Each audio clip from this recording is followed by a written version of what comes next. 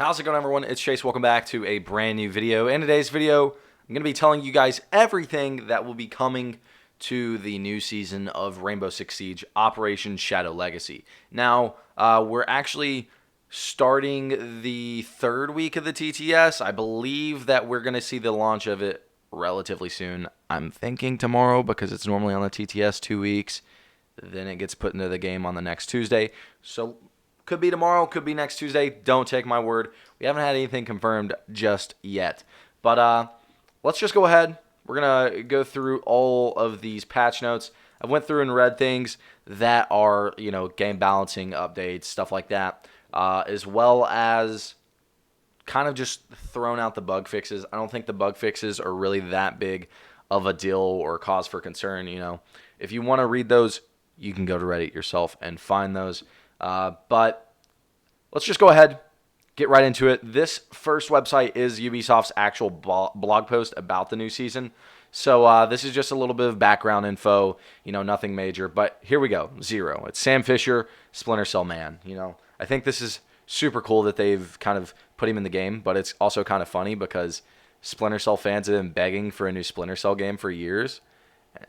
It's just nowhere to be seen, and they put him in, Ghost Recon Wildlands and Siege now, but still no Splinter Cell game.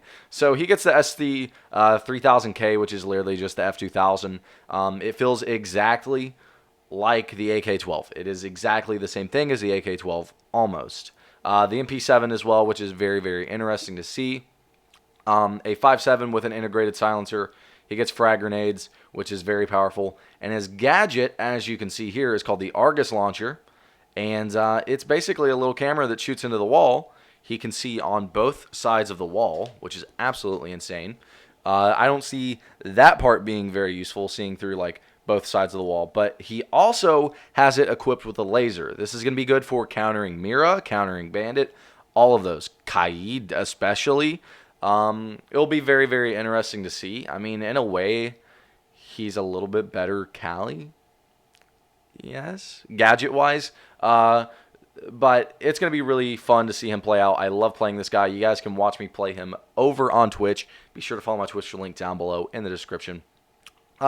Next, we are getting a map rework of Chalet. This map rework is absolutely amazing. They did a really good job. They knocked it out of the park. I was begging for a Chalet rework. In the actual Year 5 panel, they told us we were going to be getting a Skyscraper rework this season. We got a Chalet rework. Completely fine with that. Doesn't bother me one bit. But, yeah, this Chalet rework is really, really good. It actually makes Bar a viable site. The upstairs bedroom is a viable site. It makes Trophy Kitchen a little bit better, kind of a little bit worse in a way. Snowmobile Garage is kind of the same. It kind of makes Snowmobile Garage a little bit worse as well. But still, all around a really good map. It kind of fixes the issues. There's hardly any spawn peaks you can go with. Once again, if you want to see me play this map, you can follow my Twitch link down below in the description. Actually, they say right here, the basement and kitchen sites were already quite strong, so they changed that stuff.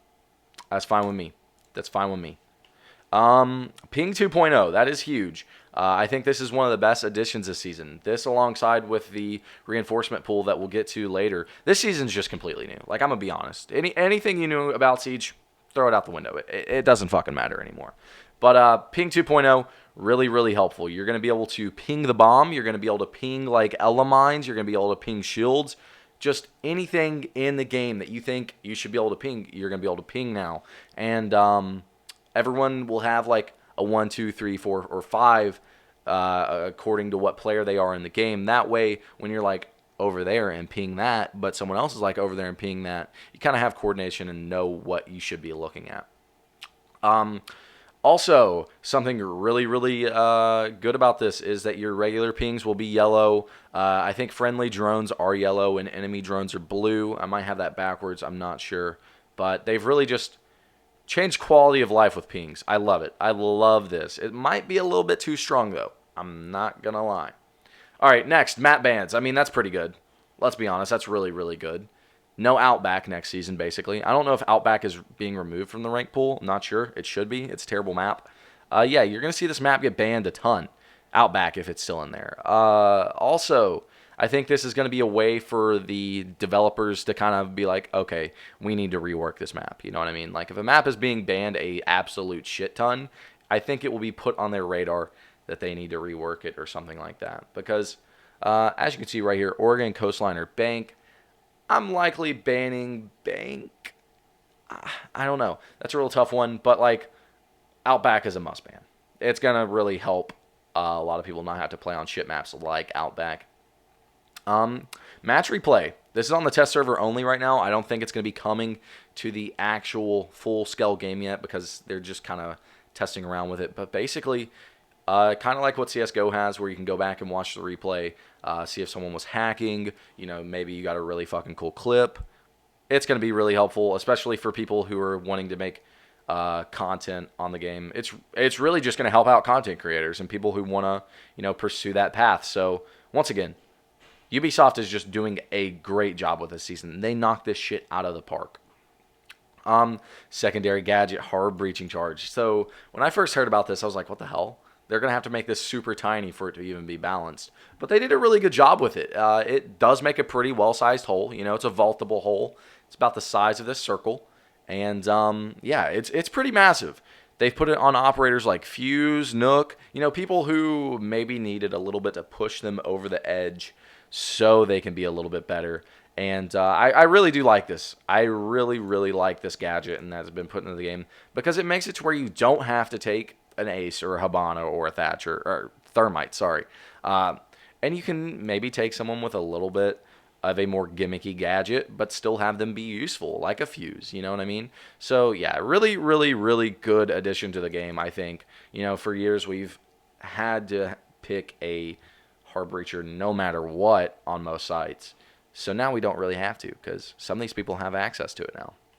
Okay, so new sites. That's probably the biggest thing. It's massive. There's a plethora of new sites in this game. If you want to find out what operators have what sites, you're really just going to have to experiment with it yourself and find out in-game. For me, I'm really mad that Wamai got the holographic changed to this thing because this thing is absolutely awful right here. The 2X, kind of weird, I'm not going to lie. The ACOG is basically out of the game. I think BozG is the only ACOG on defense. The new red dot is actually very, very good. The scope 1.5x is by far the best in the game, though. If you prefer a sight that allows you to do not only long range but also close range, that's the issue that I always had with the ACOG, is that the ACOG kind of screwed you over in long or close range. So now that the 1.5x is here, it feels great. It really does. So yeah, you can also change the color of the reticle. I forgot to mention that. So CSGO has like crosshair colors. Most games have crosshair colors, like most competitive shooters. Siege now has that. Let's go, baby. That's something that should have been in the game from the start. So I love it. Okay, reinforcement pool. This is so good, but so bad in a way because some people are going to be able to really, really troll with this. Basically, your whole team has access to 10. It's no longer, oh, you have access to 2 reinforcements. There's a reinforcement pool of 10 now. It's going to be really helpful because that way if someone goes off site or someone's not reinforcing and being toxic, you can still make up for them. So, yeah, I really love this.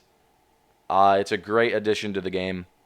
Just overall perfect. This isn't something that I really ever thought of. I'm not going to lie, but they included it, and now that it's here, I'm like, holy shit, that's an insane idea. Thatcher is getting reworked, kind of.